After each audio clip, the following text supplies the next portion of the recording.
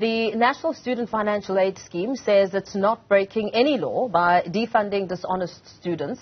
The funding body has received backlash from students over the system. NSFAS has accused students of trying to cheat the system by submitting documents of their relatives as their legal guardians to qualify for funding. In a meeting with the Funding Higher Education Minister, Dr. Nzimande has reiterated that the provision of financial aid is crucial in ensuring access to education for the poor.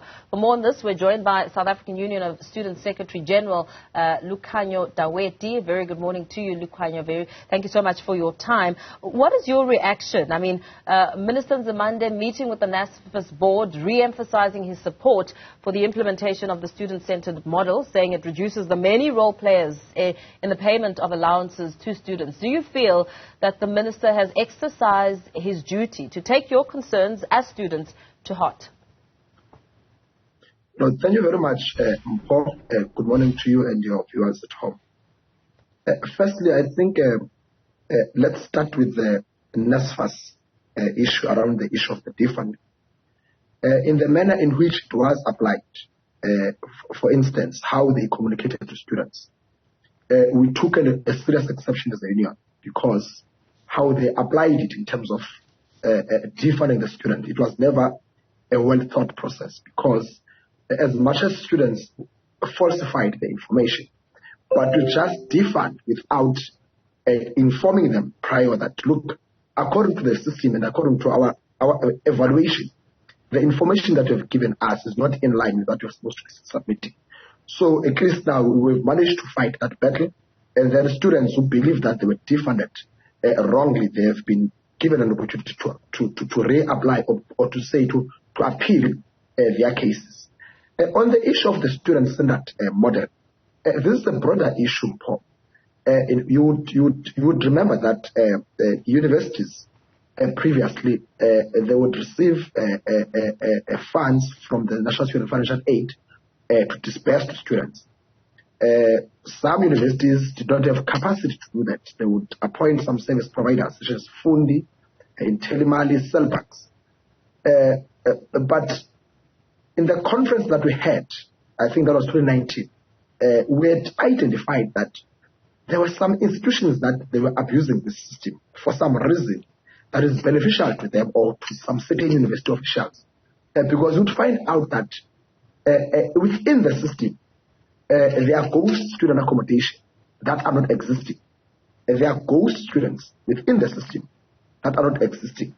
The good example of that, you would see earlier this year, there was about 3.5 million, 324 million that was an UJ that had to be paid back to NSFAS. That was not allocated, and when they were asked to account with this money, they were unable. So we're saying the student-centered model, according to our own analysis, it reduces the middleman and it eases the transacting between NSFAS and students. It also introduces the financial freedom, because if you remember, some institutions, they were forcing students to use certain vouchers in order to use for their groceries. They were given pick and pays, which were restricting them.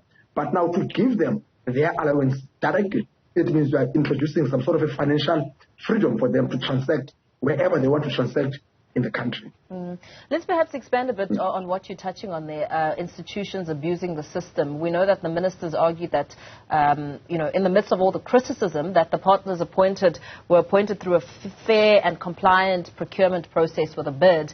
But there's also the damning report from the Organization Undoing Tax Abuse, which highlights that it would have made sense that well-established service providers like Absa Bank, Nedbank, Standard Bank, FNB and so forth, who applied, should have been awarded the tender, because this would have, number one, lowered the cost to students, and, that in itself is one factor. And we know that NSFAS has negotiated now for a 12 Rand monthly bank charge, and also debunking as misleading and untrue that it disbursed incorrect amounts to beneficiaries. I mean, what's your reaction to that? Let's start with the last point around the issue of the wrong amounts. This has came to our attention as the union. And what we have done, we have followed up with those institutions. The easiest process was to say, if you are saying that students who have been given a wrong amount, from the National Union perspective, give us those ID numbers so that we can follow up and find out. And to this end, I can assure you that not a single student that has been verified to have been given a wrong amount, as far as we're concerned. But on the issue of I won't enter into the procurement processes in terms of whether they were appointed right or wrong. That one is the procurement process of NSFAS. But what I know for the fact is the fact that now that particular space of dispersing funds for the very longest time was monopolized by certain white companies. But because now there is some sense of transformation, some certain black companies within the four partners have been incorporated to be part of this, now all of a sudden there is a big noise around the sector, and there is a big noise around the issue of the fees. Well, the fees at some point they were unreasonable, and what informed us was, hence you are mentioning the issue of the 12 rand, and then they were renegotiated to reach that particular. So I'm not saying ABSA, FNB, or neither Standard Bank they weren't going to offer a better service, but I'm saying whenever there is an opportunity to transform in the sector, we as the union will always support that. It can't be correct that we will always allow these spaces to be monopolized by white owned and big companies, which have no interest for us as a poor and the working class. Let's go back to the issue of the students falsifying information. It's about over 40,000 of them who were disqualified as a result of this. And NSFAS is said to be reviewing and assessing the remaining students that were paid but unable to access their funds because they had not fully authenticated themselves. NSFAS is also saying that it sent teams now to do some damage control to assist students with the process. And, your reaction to this, have you seen teams on campus? How is this process unfolding? Actually, Mpho, for NSFAS to send teams, that was the instruction that they got from the South African Union of Students. Because what we then realized from the campuses was that some certain students, because of the changing of conduct details and, personal information in nature, so now the files that NSFAS had, some students were no longer using the very same cell phone numbers. So for the ease of this process, because it uses their cell phone numbers on how they onboard and do those processes. So we then said, for students who have not onboarded, go to campuses so that we can be able to reach them from the ground. And indeed, I can confirm that we have seen those teams.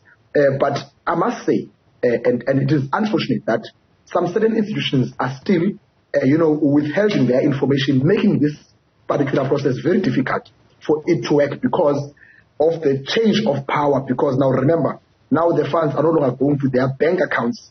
The funds are going straight to students. Historically, they would receive these monies, they accumulate interest in their bank accounts, and then they do whatever they want to do with the interest of this money.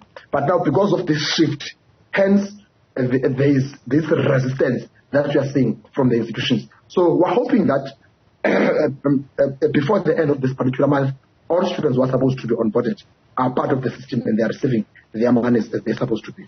I know you said that it's important for transformation to take place, as you were touching on the who the contract should have been given to and in terms of procurement and the tender process, that it's important for black companies to also be given the opportunity to occupy the space. But there were a number of flaws which really resulted in a bungled and a big mess, really, when it comes to rolling out these funds.